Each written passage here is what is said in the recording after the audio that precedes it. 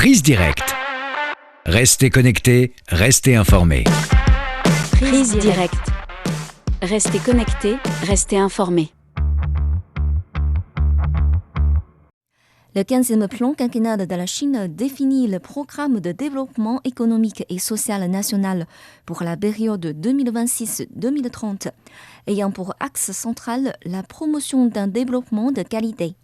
Le plan envoie d'ailleurs à la communauté internationale un message clair que la Chine continuera à partager les opportunités de développement avec le monde. En quoi les priorités définies dans ce plan pourront-elles ouvrir de nouvelles perspectives pour la coopération entre la Chine et la France?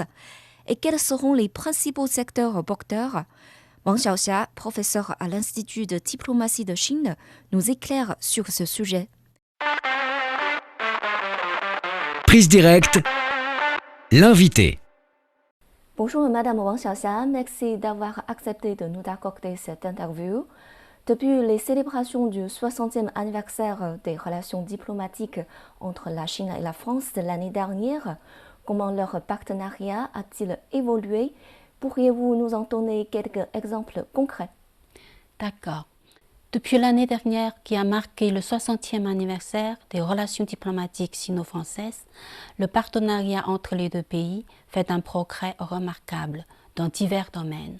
Par exemple, la protection de la biodiversité, la gestion des réserves naturelles, un mécanisme de dialogue politique a été établi et la coopération technique a inclus des activités d'échange sur la protection des zones humides et le suivi des espèces. Nous sommes convaincus que la coopération entre la Chine et la France dans la protection de la nature continuera de s'approfondir au cours des 5 prochaines années et contribue davantage à la sécurité écologique mondiale et au développement durable.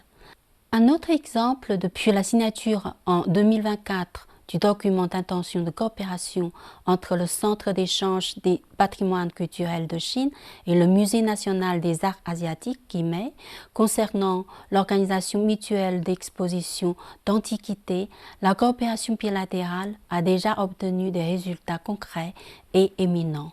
Des expositions respectivement organisées par l'un et par l'autre ont attiré de nombreux visiteurs et sensibilisé le public français et chinois sur les cultures asiatiques diversifiées.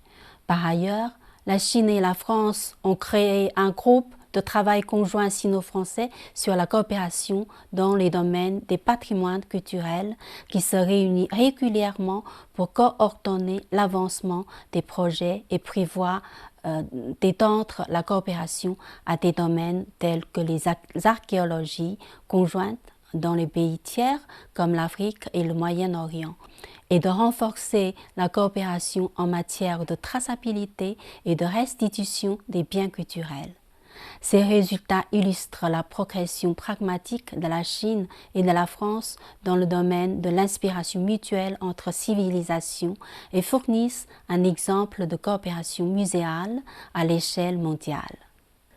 Ok, merci d'avoir partagé avec nous ces récents exemples sur la coopération sino-française. La Chine poursuivant son ouverture de haut niveau au cours des 5 prochaines années, quel sera l'impact sur ses relations économiques et commerciales avec la France? Avec l'élargissement de l'ouverture de haut niveau de la Chine, le volume commercial sino-français devrait maintenir une tendance à la croissance au cours des 5 prochaines années. L'optimisation et la mise à niveau de la structure commerciale offriront davantage d'opportunités de coopération dans les domaines d'excellence traditionnels tels que la fabrication haut de gamme, l'aérospatiale et le nucléaire. La coopération en matière d'investissement sino-français s'approfondira avec une augmentation des investissements croisés. La Chine a totalement supprimé les restrictions à l'accès des investissements étrangers dans le secteur manufacturier. À ce jour, le montant cumulé des investissements croisés entre la France et la Chine dépasse les 26 milliards de dollars avec plus de 2000 entreprises françaises présentes en Chine. Ce chiffre devrait encore augmenter au cours des 5 années à venir. De plus, les domaines d'investissement se diversifieront pour s'étendre des industries manufacturières traditionnelles vers de nouveaux secteurs émergents tels que les énergies vertes, l'économie numérique, l'intelligence artificielle et les biotechnologies.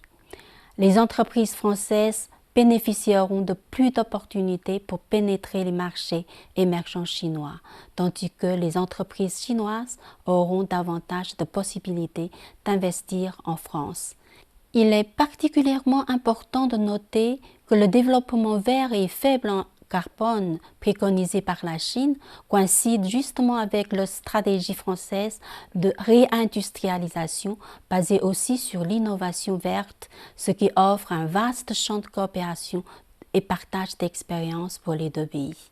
Cela étant dit, le déficit commercial de la France avec la Chine pourrait constituer un point d'attention dans les relations économiques et commerciales bilatérales.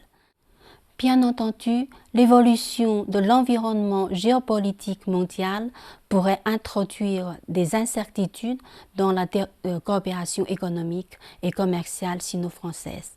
Cependant, les deux parties soulignent leur opposition à la découplage et rupture des chaînes industrielles et insistent sur les bénéfices mutuels et le gagnant-gagnant.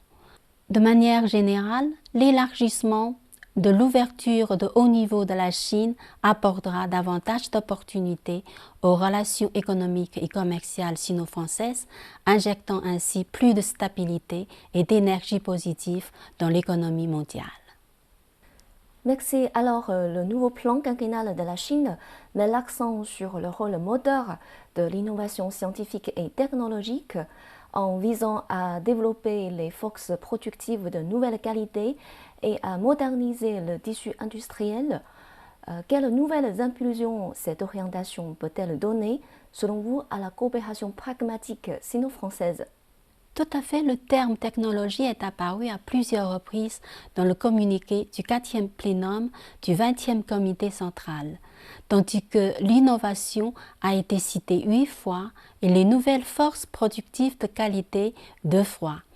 Ce qui souligne l'importance accordée par notre pays au développement technologique et indique que pendant la période du 15e plan quinquennal, la Chine continuera de considérer l'innovation scientifique et technologique comme une force motrice essentielle pour le développement économique. Le communiqué a clairement proposé d'accélérer l'autonomie et l'autosuffisance scientifique et technologique de haut niveau et a inclus une amélioration significative du niveau d'autonomie et d'autosuffisance scientifique et technologique comme l'un des objectifs principaux du développement économique et social. Donc, un choix stratégique basé sur une évaluation profonde de la situation nationale et internationale.